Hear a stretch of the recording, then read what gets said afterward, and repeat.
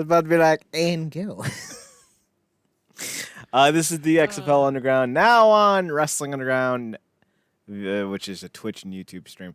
I was like finagling with the website all day today. I had like 16 different news themes. I'm like, none of these work. Just going back to the original.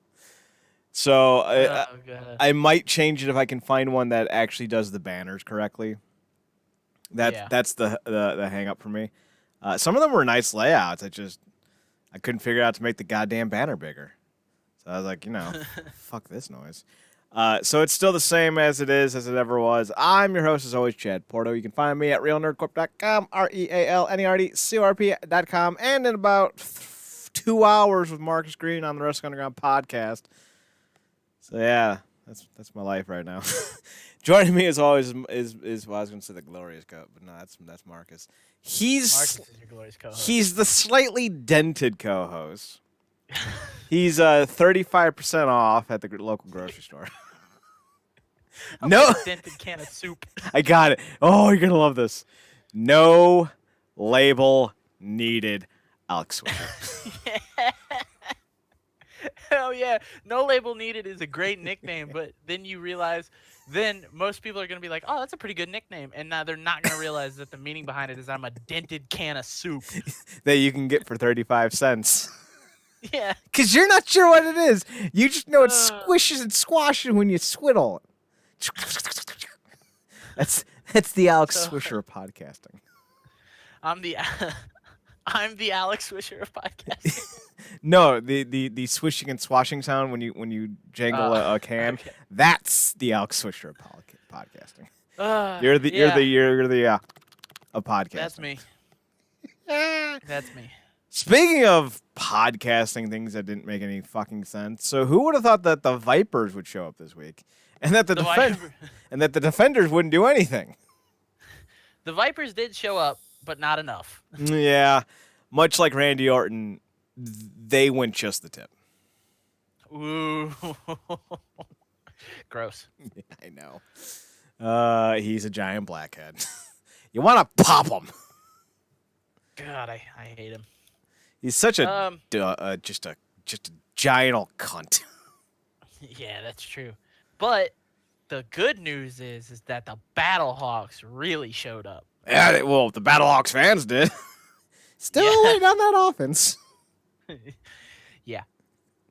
So, I got to watch some of the games this week. I missed most of the early game on Saturday because I was at a birthday party. Fucking nephew having to turn 1. Inconsiderate prick. He's at that age where he still doesn't really remember me because I'm not around that much. So he's just kind of doing that whole hard pass. And I'm just like, you are my nephew. It's like one of those moments where you just go, yeah, me too. He just kind of looks. He does that like that little girl, weird that little girl who like has that negative face meme. Like she's just kind of like, what? He's just doing that at me like, what? Oh yeah, the girl with the little girl with the gross face. Yeah, and she's got like a little pigtail. I think she's wearing like a pink shirt or something. She's kind of like, what? Yeah, he's making that face at me. What? I'm not kidding. I worked all weekend, Sunday, so I missed both games because I was at work on Saturday, and even had to stay late on Saturday because a bunch of people called off. Went home, went straight to sleep, woke up the next day and had to close the store, and then Monday had to do a turnaround and open the store. So I've seen one play from week 3 of the XFL, and that was the BattleHawks punt return for the touchdown. I thought it was a kickoff for a touchdown. Was it a kickoff for a touchdown? Well, yeah. Well, there might have been both, but there was definitely a kickoff return. I meant to say kickoff. You're right. Because that was great. Yeah, the kickoff return for a touchdown was awesome. Oh, my God. They've made the kickoff so much better. Dude, I didn't know that it was possible to make a kickoff exciting. Because it's like, they'll get to like the 35, and then, and with the NFL, it's like they'll get to like the 35 or the 40 if they're lucky. If somebody's super lucky, they'll get that breakaway, kickoff, return, touchdown. But this, it's like, what the fuck's gonna happen? Here we go. Imagine Josh Cribbs playing in this fucking special teams. Oh my god. It'd be unfair. Whoever drafted him would be the most dominant team in the league. Right. So let's talk about the Roughnecks and the Vipers. You got your stats page open, yo? Let me bring open. Let me see here.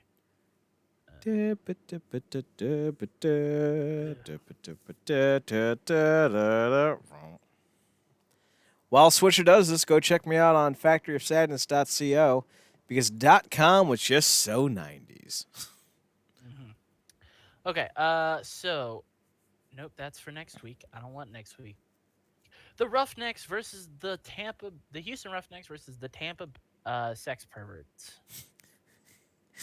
So, well, to be fair, we're saying this is Scribe Randy Orton, not the actual Vipers. Right. Yes. So looking here at their stats, PJ Walker had a decent day. Had a pretty good. I mean, passing for 306 yards. He was 24 for 36, so a 67% completion.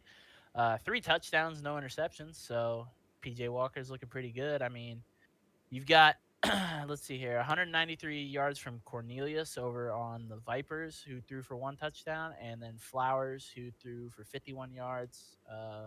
He was 4 for 6, and Cornelius was 16 for 31. So Cornelius also threw an interception in the game. But God damn it, UConn. Yep, UConn Cornelius.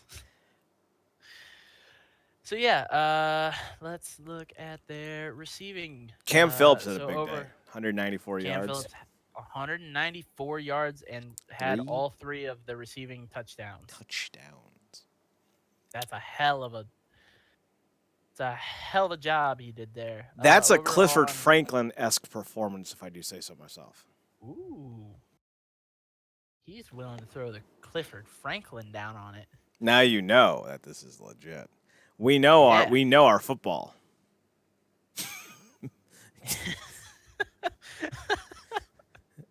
Remember, I haven't seen a linebacker either since Joe Montana. Best linebacker I've ever seen. I haven't seen. Yeah, I mean, like, I mean, when you look at the defense, over on the Roughnecks, they got some amazing defense. I haven't seen some of the linebackers like that since Joe Montana. And I haven't seen some linebackers hit like that since Joe Montana. Overall, the Roughnecks had a really good outing. They know what they're doing. They know who they are. And PJ Walker is clearly the MVP of the league as of week 3. We'll see where we're at in week 4, 5, 6, 7, 8, 9, and 10. Oh, yeah. For sure. But he's definitely taken the front runner seat, but there's still a lot of football left to play. Yeah. So the biggest question coming out of this game, the Roughnecks won 34-27. Obviously, the Vipers finally showed up. What do the Vipers have to do to get a win going into week 4? Pick a quarterback. Yes. I don't even care if it's the goddamn punter who's been picking his nose for the last 3 weeks. Put him in and just play consistently because the different styles between Cornelius and Flowers is so jarring that you literally have to have almost an entirely different offense with each player. So stick with one because guess what? If you have 2 quarterbacks, what do you have, Swisher? A bad time? None. Yeah. If you have 2 good quarterbacks, you have none. This is true. They have no good quarterbacks. So either to cut the quarterbacks and just go Wildcat all game, or I don't know, sign Johnny Manziel or Tim Tebow. Do just continuously run that lateral play that Adam Sandler did in The Longest Yard. To just do all laterals all the time. Yeah. We're joking, but moving to a triple threat option offense, I mean, granted now at this point in the season would be a bad idea, but wouldn't have been a bad idea in the first place with Flowers under center. Nope. And the best thing about it is that this the play style of the XFL is so different from the NHL with the rules changes and everything. And the sport difference. Because you meant the NFL, not the NHL. Oh, Jesus Christ, I'm an idiot. PJ Walker's going across the blue line. Woo, woo, Kenny Woo for a touchdown. Sorry. For the NFL, that the play style you could execute it. Oh, yeah. In the XFL. Whereas, it might not be possible in the NFL. It's, what it comes down to is they need to either pick a quarterback and pick a play style, or they need to just bow out and take 0 wins this season. Or pick a peppers. That too. I don't know. Like, Matt McGloin's going to be available, and I don't know if the XFL has a trade deadline. I think they do allow trades. The Vipers might be better off just going to trade for Matt McGloin. Yeah, they might be. Because he clearly has no future in New York. Nope. They're terrible. He does not. The Guardians' defense is legit. Unlike the Roughnecks. The Roughnecks can be beaten. Offense. They just need to be outscored. Yep. But then again, that was a conversation around the 99 Rams. You just got to outscore them. And Kurt Warner's like, bitch, please, watch this. Ha ha! 400 points. Top of that. Kurt Warner said, bet. Kurt Warner said, God's with me. Boom, boom, boom, boom, boom, boom, boom, boom. Because Jesus walked with Kurt Warner. Yeah, well, Kurt Warner walked out to fucking Steve Blackman's theme, so that man was a lethal weapon. Ray Lewis and Brian Urlacher and Simeon Rice are all like, we're going to beat up on goddamn Kurt Warner. Then they're like, oh, fuck, Kurt Warner's coming out to Steve Blackman's music? He must be a real fucking, well, what was it? The human weapon? Was that the theme? A lethal weapon. That's No. What was the theme's name? Because the theme was called Drums in the Night. Yeah, he's a real drummer in the night. He's a fucking human, lethal weapon over here. Kurt Warner just fucking karate chopping bitches after touchdown passes. Oh, God, that would have been such a great shirt. Kurt Warner, karate chopping bitches after touchdown passes. So another thing that we need to say, so we're getting ready to move on to the Renegades versus Dragons thing. Here's the thing. I don't give a shit about rushing yards because it is clear to me that there is no rushing offense on any goddamn team. Not true. They have halfway decent.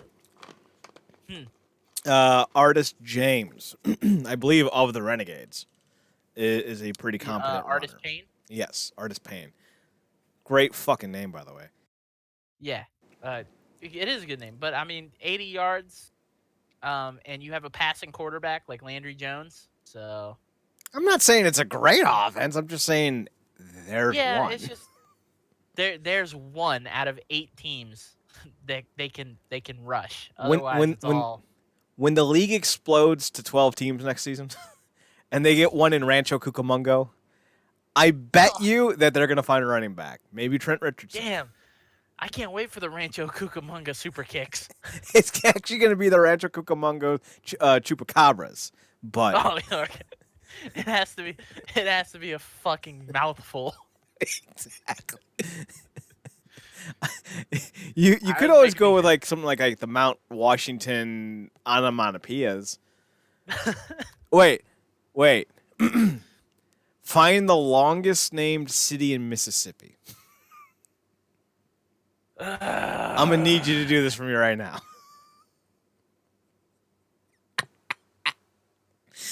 While you do that, I'll recap the Seahawks. God damn it, Sea Dragons versus Renegades. North Carrollton. The North Carrollton, Mississippi onomatopoeias. I feel confident about this team. None of these teams have their state name in their fucking... The North Carrollton, Mississippi's supercalifragilisticexpialidocious. The North Carrollton, Mississippi's anti-disestablishmentarianism. Bat. Dallas Renegades versus Seattle Dragons. The Seattle Dragons need a goddamn quarterback. Yeah, Brandon Silvers is doing a halfway decent job, and by halfway decent, I mean piss poor. Well, you know what they say: if you have one half quarterback, you have no quarterbacks. I'll tell you what. For Silvers for only being a head and a right shoulder, he's doing remarkably well. He's doing a fucking great job. He's only a head and a left butt cheek. He has 13 toes. Thumb pointer. When you're throwing the goddamn football and you only got a pinky and thumb pointer on two different hands. Yeah, I mean, like, I just don't know how we overlooked his nickname coming out of college. I mean, Three Finger Silvers is what they called him. We make too many scrub references for this podcast to be taken seriously by any football junkie. So Seahawks, God damn it! Seahawks! The Sea Dragons. Sea Dragons. Have a really good defense led by Steve Johnson. He's actually having a heck of a season. He's got 32 tackles in only 3 weeks. Combined tackles, I should say. He's on pace for like 110 tackles combined for the season. That's fucking awesome. Yeah, remarkable. I don't know if that's remarkable or a sign of how bad the blocking is. I don't know. Little combi. Austin Proehl stepped up in a big way, had 81 yards for a team high with a touchdown catch. He deserves to be on a better. He deserves to be PJ Walker's number one. Yeah, because he would be phenomenal with PJ Walker. I say if you take Johnson and Proehl and send them somewhere else, you could really just make that team fucking insane. Send them to the BattleHawks. Yeah. That way Chad can be a happy boy. Send Austin, at least just send Austin Proehl over to the BattleHawks with Jordan Thomas so we can fucking just, me and you can just be like, that's us. That's me and you. Why do I got to be the tall Hawaiian? Because I always want to be the white guy. The short white guy. Be specific.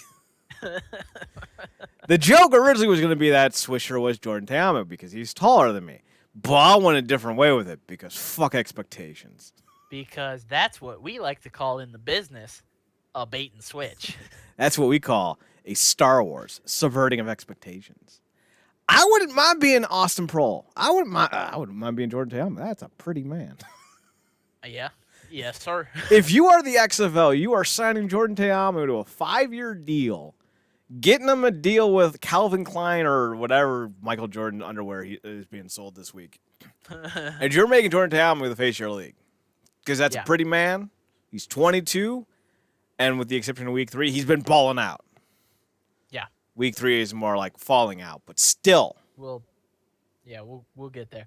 So, passing stats. Landry Jones for the Renegades, 274 yards. He had a 73% completion. He was 30 for 41.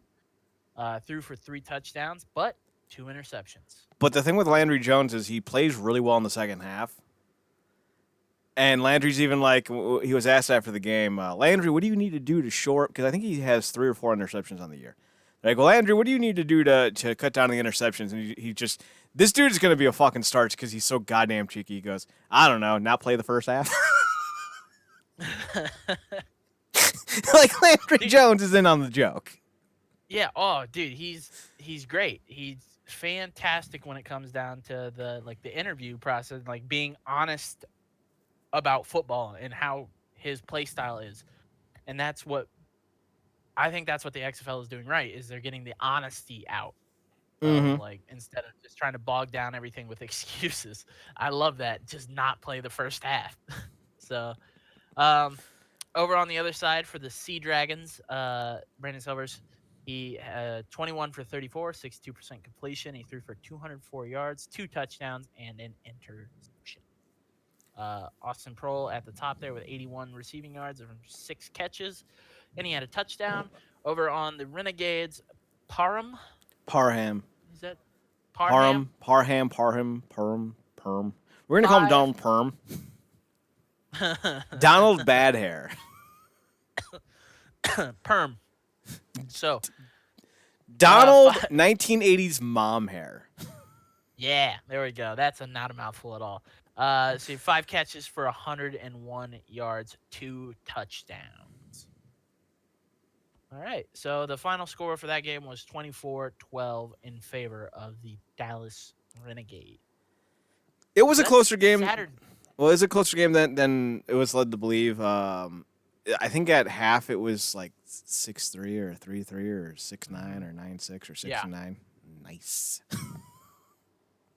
Yeah. But either way, it was a close game. The Sea Dragons just couldn't muster enough offense in the second half, and that's what happens. They're still second in the league in attendance, though. So, that's something. You got to take wins where you can get them. Well, they took an L on the number of attendances this week. Because even though Seattle's repping hard for the Dragons, St. Louis was all like, we get pro football back? Yeah, please. Because they put in 29,000 people in this St. Louis Silver Astrodome. Superdome? The St. Louis Dimmadome.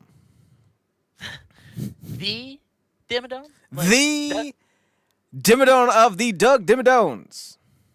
Doug Dimmadome? The Dimmadome? Like as in the Doug Dimmadome? Correct. God damn it. It's clear the BattleHawks are the toast of the league. Yeah. They may not be the best team because Houston's still undefeated, and respect where it's due. PJ Walker has damn sure dragged a team of miscreants and ruffians and misfits to a undefeated record. He is the what's the goddamn fucking dentist dude's name from Rudolph? Oh, fuck. What's his name? He's that guy. He's the leader of the Misfit Toys. Hermie. PJ Walker's the Hermie of NFL castoffs. He will lead you to salvation. Jordan Teamu, however, is the Jesus allegory lion. He is Aslan incarnate. You can follow him to the promised land of prosperity. 29,000 people showed up to watch him play. I shouldn't say a legitimate sell. They sold out all the tickets that were offered. The St. Louis Ram Dome of the Ram Dome Dimmadomes holds like 70,000, I think, 65,000. So it wasn't a legit sellout, but they sold out every ticket that was available. And that's Jordan, good. Yeah, it's great. Ironically enough, ratings are kind of tapering off as expected, but attendance is still going up. Great. That's awesome. Fans showed up for this game, and if you're a St. Louis fan, you're in luck because it was pretty much all St. Louis. Ben Heaney is a hell of a linebacker for the Guardians. He pestered. I'm gonna have to take your word because I didn't see the. He pestered Jordan Teamu so often. That New York Guardians defense is legit. If only they didn't have a head coach who was such a curmudgeon. Listen to this. In the fourth quarter, Matt McGloin, I think, threw like 5 of 7 or 6 of 7 or something like that. And he got benched. Fourth quarter of the game, head coach Kevin Gilbride walks up to the backup quarterback Marquise Williams and goes, I'm going to need you to step up and be a leader. Because some of the guys I expected to do that on this team haven't. He misspeaks and says, so don't be surprised if I don't. But he meant to say, so don't be surprised if I do lean on you. So he's already saying that Marquise Williams is going to be the starter. He already threw Matt McGloin under the bus after playing a solid start to the game. The New York Guardians are just as dysfunctional as every other New York football team. Welcome to establishability. Welcome to a... What's the word I'm looking for? When you have made it. Welcome to the dance. Welcome to the bigs. Welcome to the bigs, New York. I heard good things about the city. I've been there. They're not true. But welcome. But Ben Heaney's the best thing going on this team.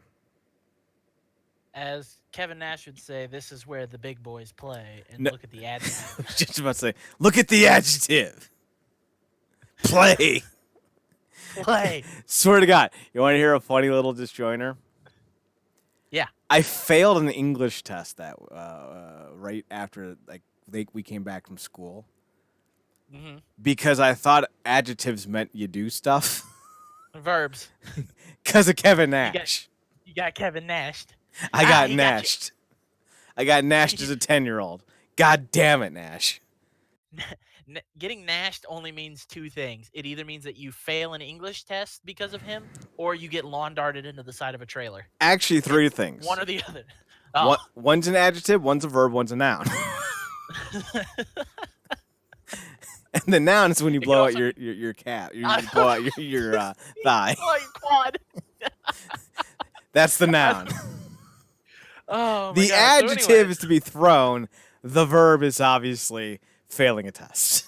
Yeah. So, for the St. Louis BattleHawks, Jordan Ta'amu, 12 for 18, 67% completion for 119 yards, threw for 0 touchdowns. I heard they're looking for Jordan Ta'amu in Cleveland alongside Cactus Jack. What is 1992 WCW references too obscure for this football show? Oh, I'm sorry. Jesus. Jordan Ta'amu wasn't even live in 1992. I hate you, young man. You handsome, good-looking prick. Who's probably a really nice guy. God, I hate you even more. Chad has a love-hate relationship with Jordan Ta'amu, but there isn't Jordan Ta'amu doesn't have a relationship with Chad. Chad just loves and hates that's him. why I hate him. He won't. I'm a perfectly nice man. He doesn't even know you exist. And I wish I could change that. The two touchdowns for let's see here. So I think they had 3 touchdowns. 3 touchdowns. One came from number 33, Michael, and the other came from Jones. Matt Jones and Christine Michael. And then they had the kick return. The kick return, yeah. Correct. Let's see here. So I'm trying to find where that was. Matt Jones had a pretty big game. Had 95 yards rushing. Look at that. A second running game. Dexter McCoy also had a big game for them on defense. The BattleHawks and the Guardians, I think, have the 2 best defenses in terms of playmaking. But we'll see what happens because we're still in the gestation period. This is what I like to say that this is the settling period of the XFL. When you mold something out of clay, you have to let it settle before you nuke it. So this is that time period. You don't know exactly what it's going to be. You have to wait until the clay hardens. But I do believe the BattleHawks are legit, and I do believe that the New York Guardians have no quarterback unless they want to go back to Matt McGloin, which they probably should. How great was it? Have you even seen photos of the St. Louis game just to see the crowd? No, I've just seen that one play at the return, which was Powell, who kick returned for 84 yards, touchdown. It was a hell of a play, but it was made even better by the deafening roar of a St. Louis football town. Yeah, they cut to the crowd on that, and it was like, wow, they were going nuts. Like, St. Louis is a football city.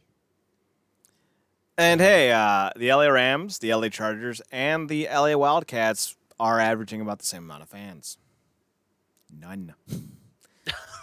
But let's keep pulling football teams in LA. That'll work. LA sucks. LA's the worst. The Rams should move to Oakland. The Chargers should move back to San Diego. Yep. And if the Chargers don't, the Wildcats should. San Diego deserves better. Yeah, cunts. I agree. 29-9 in favor of the BattleHawks, who extend their they extend their winning streak to 1 week, according to the XFL East standings. They are 2-1, and they are leading the XFL East thanks to an abysmal performance by the DC Defenders against the LA Wildcats. Before we get there, Yes. If the BattleHawks win next week, that'll be 2 in a row. Yeah. If they win the week after that, that'll be 3 in a row. Yes. Cleveland Brown fans, that's what we call a winning streak. I ripped that from Major League, and I don't give a fuck. God. Just said. We win one more tomorrow, and that's called a winning streak. Dude, I just found out that the dude who plays the Voodoo, what's his name? Don't tell me you just realized that that's the State Farm guy. It's a State Farm, yeah. It's the Allstate guy. It's the Allstate guy. Sorry, yeah. That's Jobu. I didn't know that. Why do you think none of those cars hit him? Oh, you're right. Because he prays to Jobu. Yeah, I mean, look at that team. You have Charlie Sheen. You've got who? You mean Wild Thing Chris Vaughn? Yeah, he's a phenomenal starting pitcher. You got Tom Berenger, Jake Taylor. I was about to say, you mean the curmudgeon old catcher Jake Taylor, who's bottomed out of the league at least 4 times? Yes, he's on a remarkable comeback. You've got Corbin Burnson, a.k.a. Roger Dorn. Yes, the phenomenal all-star third baseman who, for some reason, was the worst player on the team, despite being the only one of any talent. And the face of the team, the fastest man there, Blade. I mean, if you can't make it work with a day-hunting vampire slayer, come on. Come on. A.k.a. Wesley Snipes, a.k.a. Willie Mays Hayes. Because I run like Mays and I hit like Hayes. Or switch that. I don't remember. Except he couldn't hit shit. And he couldn't run for shit either. He kept falling short of the slide. That's right. That was my favorite thing. He slid. He came up short, and the guy's like, come on. And then he tags him out. All right. Speaking of tagging out, Cardale Jones had to tag out in this game. So that's what happened. Not since the 400-person gangbang in 1996 have I seen someone take such a pounding in a game. Dude, I'm looking at his stats here. 50% completion. He was 13 for 26. He threw for 103 yards, but 4 interceptions, 0 touchdowns. The defenders forgot how to block, and Cardale forgot how to throw. When that happens, it's a recipe of suck. Or, if you will, a mousetrap of suck. Where there's no fun in games, just misery. And a dead mouse. That's ridiculous. Meanwhile, over on the Wildcats, Johnson, he's 18 for 25. He's 72% complete, and he threw for 278 yards and 3 big old touchdowns. Josh Johnson's all like, hey, remember when I was like one of the top 4 picks in the league for a reason? Bitches, now you know why. Mm-hmm. Or as JD would say as he slams his tray table down, bitches leave! As he was quoting Kurtwood Smith from RoboCop. Oh, God damn it. Fucking Red Foreman. So yeah, the Wildcats just fucking blew everybody out. Just blew the defenders out of the water. I mean, you're looking at so Williams over there for the Wildcats with a sack. Stevens with a sack. Reed with a sack. I told you. 1994, bareback, pornography, gangbang of a pounding. What you're saying in my ear right now. Please stop. How about superfluous? I can't say that word. God damn. Superfluous. Yes, that one. God. Say it in your own ear, but say it seductively. Superfluous.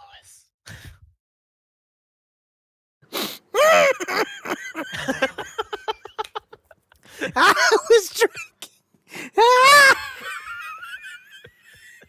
You told me to. You have no one to blame but yourself. Blame? I'm a fucking god. You have no one to blame but yourself. Oh, Jesus. I regret nothing. Do we even have to expand any more on this game? Gangbang pounding, no. Oh, God.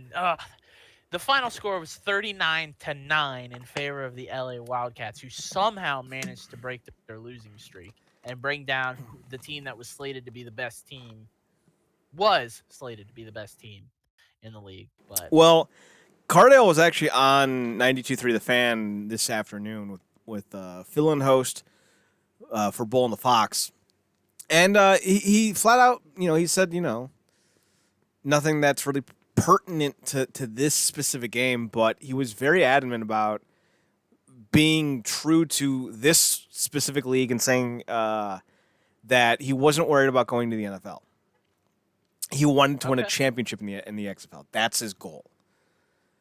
He's dead set about that. And listening to him, you would think after getting shellacked, like this dude looked worse than Deontay Wilder on Saturday night. Oof. Like Cardale got rope-a-doped by this team, but his demeanor was so was so energetic and so positive that I don't think this loss is going to hang with him. I think he's I think he's a puncher. I think he's a gunslinger. He's a major league fireball thrower. Guys that just top it on high speeds, because with those kinds of, be it gunslingers in football, top fucking speed pitchers, fighters in boxing, these are guys that take lickings but then come back because they know that what they have works, just not all the time. Yep. This may have been one of those weeks for Cardale. He's a gunslinger, so I'm hoping, because his redemption story's been awesome.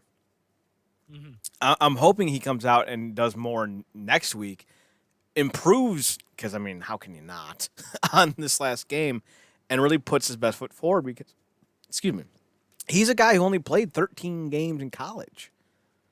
Yeah. He won the Big Ten championship and then got replaced by fucking Justin Barrett. I have the hiccups now, goddammit. So this is a guy who needs all the opportunities he can to show the league that he can play. God damn it. Yeah, no, I 100% agree, and I'm stalling for time here so that you can hold your breath and get rid of the hiccups. I'm getting some water. Hang on. Do your thing. God damn it. But yeah, Cardale definitely has, I feel like he has that chip on his shoulder. He wants to prove himself, and this is the league that he can do it in. So if his offensive line shows up next week, I think he's going to continue to do what he was doing in weeks 1 and 2. I think he suffered from God damn it, wrong quarterback. I think he suffered from Baker Mayfield-itis. The biggest issue Baker Mayfield suffered last year in Cleveland during his sophomore campaign was this pressure to make a play all the time when they were down.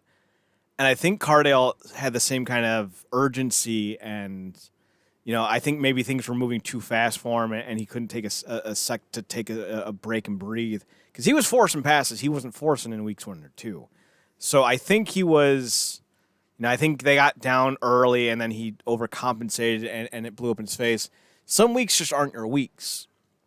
And I don't know if this was ever going to be the defender's week, but Cardale did not help it by forcing passes. He's still one of the top 3 best quarterbacks in the league, but this was not a good showing for the defenders. But made worse in the fact that the defenders' defense didn't help at all, because I thought they were going to be one of the top 3 defenses alongside the BattleHawks and the Guardians. They were not. Right. They've given up the most points in league history, and I think that includes the original league, back in 2000, 20 years ago, 19 years ago. Yeah, I'd have to double-check that, but I think 39 points is the most points ever scored in an XFL game across the 2 seasons. So, all right. Well, you ready to get into the leaders, the stat leaders? Sure. As of week 3, passing at the very top, as we all expected, P.J. Walker of the Houston Roughnecks with 748. Right behind him, Jordan Tahamu of the St. Louis BattleHawks with 612. Cardale Jones comes in at 3rd for the DC Defenders at 602. Landry Jones at number 4 for the Dallas Renegades, 579. And Brandon Silvers for the Seattle Dragons, bringing up the rear at number 5, 512 yards. I was about to say Cadillac Williams doesn't play quarterback in the XFL, and then I realized, wait, no, you were right. I'm the dumbass. Because when you said Cardale, I'm like, you meant Landry, and then I realized, oh, wait, no, Cardale does play in the XFL. God damn. God, gee. I'm so used to you fucking up. I'm sorry. I know. It. So, your middle name is Fuck Up, like Alex Fuck Up Swisher. Like I'm sorry. I know. I'm sorry, but sometimes I can't live up to all my expectations. Well, your family expected it, so I'm just helping them get exactly. So, rushing yards, number 1, Matt Jones of the St. Louis BattleHawks, 224 yards. Cameron Artis Payne for the Dallas Renegades, 185. Devion Smith for the Tampa Bay Vipers, 174. James Butler of the Houston Roughnecks with 130, and Jacques Patrick of the Tampa Bay Vipers with 123 at number 5. It's not Jacques Patrick. It's Jacques Patrick. Sorry. Whatever. Because Doesn't he's matter. nutty and he's French. I hate the French. Anyways, so do you hate the French Canadians? Yes. Fuck you, George. Lying on top of people and shit. Fucking French Canada's selling wolf tickets.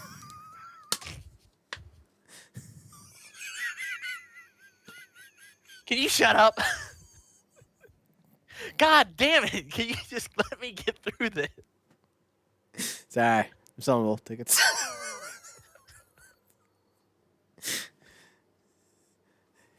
Who's the leader in receptions? Cam Phillips. Cam Phillips of the Houston Roughnecks, 324 yards. Number 2, Nelson Spruce of the LA Wildcats, 256. Number 3, Donald I hate you. Donald Parham of the Dallas Renegades, 217. Dan Williams of the Tampa Bay Vipers with 180. And Austin Prohl at the bottom there for the Seattle Dragons, 168. Nelson Spruce was the one name that I did not expect to have a down game. I wouldn't say he had a down game. He had 75 yards. That's nothing to scoff at. But he's been LA's best wide receiver for the last 2 weeks. And it's a little interesting that he didn't get more play. But I think it was because they were double covering him. And that's what essentially allowed. Who was the other gentleman? Spruce? Hold on, let me see. No, you said McBride. McBride. I think that's one of the reasons why McBride, not the country singer, was able to do what he did because. God damn it! Was I already on the right page? I was. God damn it. Trey McBride. I think that's why Trey McBride was able to do what he did because Nelson Spruce was being double teamed all day. A lot of safety help on Spruce. And the dude's 6'4", 6'3", 215 pounds and can outrun most of the secondary. So, yeah, I get why. Yeah. And he trained at Caesar Gracie Jiu-Jitsu. Damn. That's not actually true. Right. Oh, well. Defensive leaders in tackles. Steven Johnson of the Seattle Dragons leads with 20. DeMarcus Gates of the Houston Roughnecks with 18. Will Hill, the St. Louis Battlehawks with 17. Bunmi Rotimi, the New York Guardians with 16. Rotimi. Bunman Rotini. Bunman Rotini chips.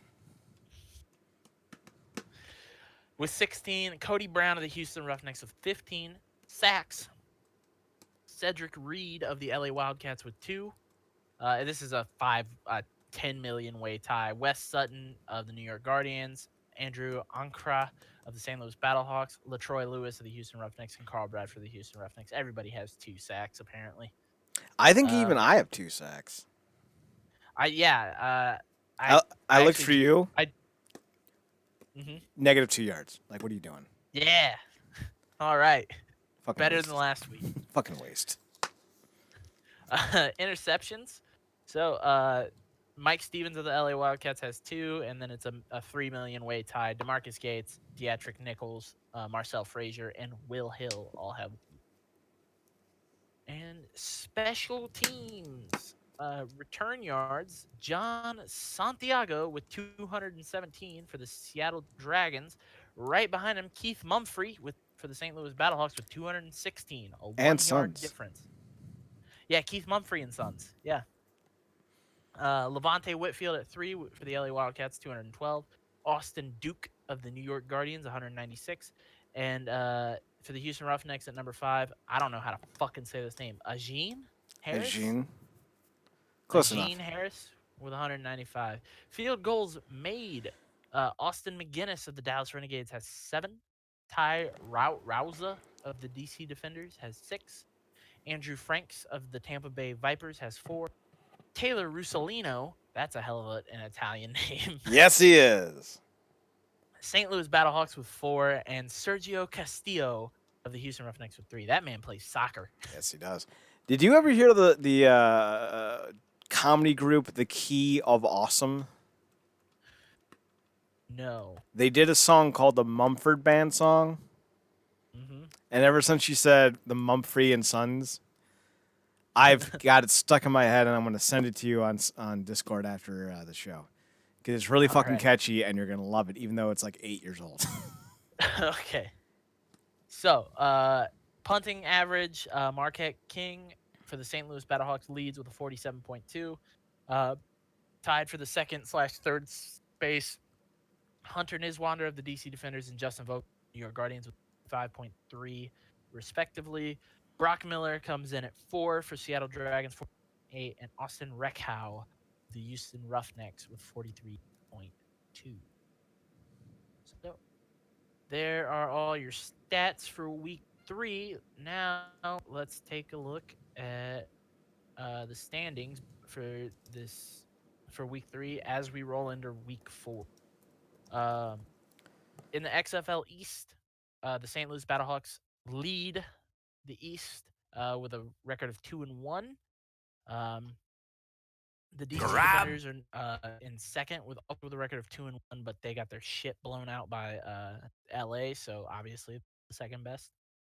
New York Guardians in the 3 slot with a record of 1-2, and the Tampa Bay Suck coming up in the big number 4 spot with an 0-3 record. And Chad sent me links. All right.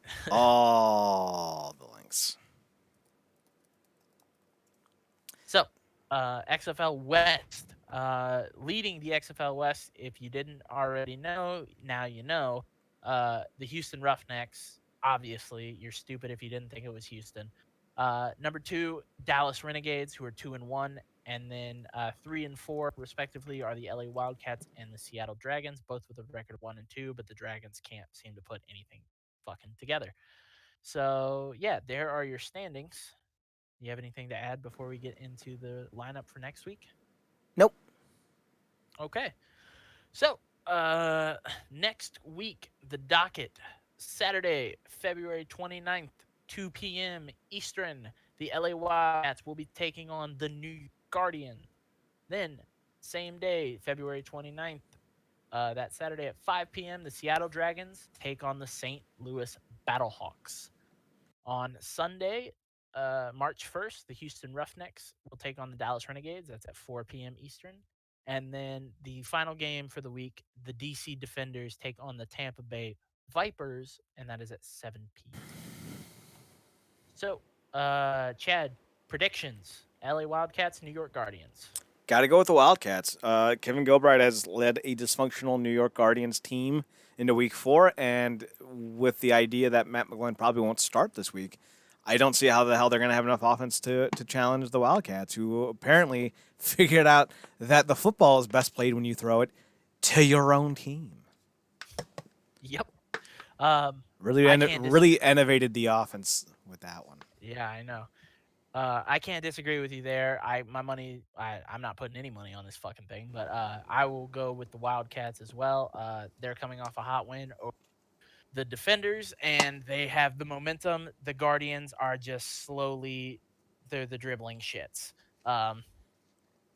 So yeah, both of us are taking the Wildcats over the Guardians. So Seattle Dragons versus St. Louis Battlehawks. I don't think we don't even have to do this. There's 2 hashtags that we have to say. We don't have to make a prediction. Hashtag Battle Pride, hashtag Go Hawks. Hashtag Battle Pride, hashtag Go Hawks. Moving on. The Houston Roughnecks take on the Dallas Renegades. In-state rivalry. Mm-hmm. Unless the Houston Roughnecks decide to go George St. Pierre on the Renegades and lay on them for 35 minutes, 25 minutes. I know how to count. I expect Landry Jones to reject the Wolf tickets and lead Houston to their first loss. I don't want us to sound like fucking broken records, but sometimes you just gotta agree. We don't always have to be conflicting co-hosts. It makes sense. When it makes sense, it makes sense. And right now, my money is firmly in the pocket of Landry Jones, and that I think he's going to make some magic. I don't think the Houston's defense can show up to stop him. He is a scoring machine. Machine. Machine. What are we going all Vitor on here? Yeah, I am a machine. With Cheez-Its? Does Landry Jones have Cheez-Its on his side? Yes, Landry Jones is sponsored by Cheez-Its. Cheez-Its, bro. You gotta roll with Cheez-Its. And then the final game of the week, the DC Defenders take on the Tampa Bay Vipers. I feel bad for Tampa. Yeah. My hope is that Tampa finally gets a win. Just because I feel for them. And DC can come back from a 2-2 record. But this team goes by the way of Cardale, and Cardale doesn't seem to have any residual effects right now from this humiliating loss. Maybe humiliating is a bit strong. So I'm going to go with the DC Defenders to get back on the winning track. Again, we're going to be 4 for 4 right down the just like last week. We're not going to be splitting anything. We're going to be agreeing on. I cannot see the Defenders dropping the ball against the literal worst team in the league. I know we said the same thing against LA, but I felt like LA has the tools to succeed. They're just clicking on all the levels yet. I think their game against New York is like a real. They have to win there because if they lose against New York, they're just fucked, and it shows that it was a fluke. So yeah, I think Cardale shows up next week. I think show up next week. I think that they steamroll over the Vipers. So I'm gonna go with DC as well. I never thought the Vipers were the worst team. I thought they were one of the worst teams. No, I'm sorry, not the Vipers. The Wildcats. I thought they were one of the worst teams because when you have someone like Nelson Spruce who can make all that offense, you're not the worst. But the Vipers have yet to have a single player step up for them to really make you think that they have at least someone they can rely on at some point in time. So, yeah, I've always thought the Vipers were the worst. And until they start winning games, that's when I'm going to continue them. They're the worst. Yeah. All right. So, with all that being said, anything else? Nope, I'm pretty sure that's it. Swisher and I will be back on Friday. Twitch.tv/Comic and GameCorp as we finally get to Season 3 of Chuck. Finally. You can find us on Twitter at NERDCORP, on Instagram at RealNerdCorp, or on the website at RealNerdCorp.com, and on Twitch.tv/WrestlingUnderground, and YouTube.com/WrestlingUnderground. Swisher, what are your personals? You can find me on Twitter at X2000Gregs. That's X2000GREGS. Find me on Instagram, 2000Gregs, 2000GREGS. Chad, where can they find your personals? You can find me on Twitter at ChadNerdCorp, ChadNerdCorp, and on Instagram at Chad's Photo Hut. Be sure to download all of our past podcasts at Podbean at RealNerdCorp.podbean.com or by downloading the Podbean app and searching for Real Nerd Corp on the app and personal device. So with all that being said, we're done. We'll see you guys soon. Marcus and I will be back on in about an hour and a half, so stay tuned for another edition of the Wrestling Underground podcast as we talk about the NWA and other stuff. Swisher, I'm done. Yes. Say goodnight. For the love of football,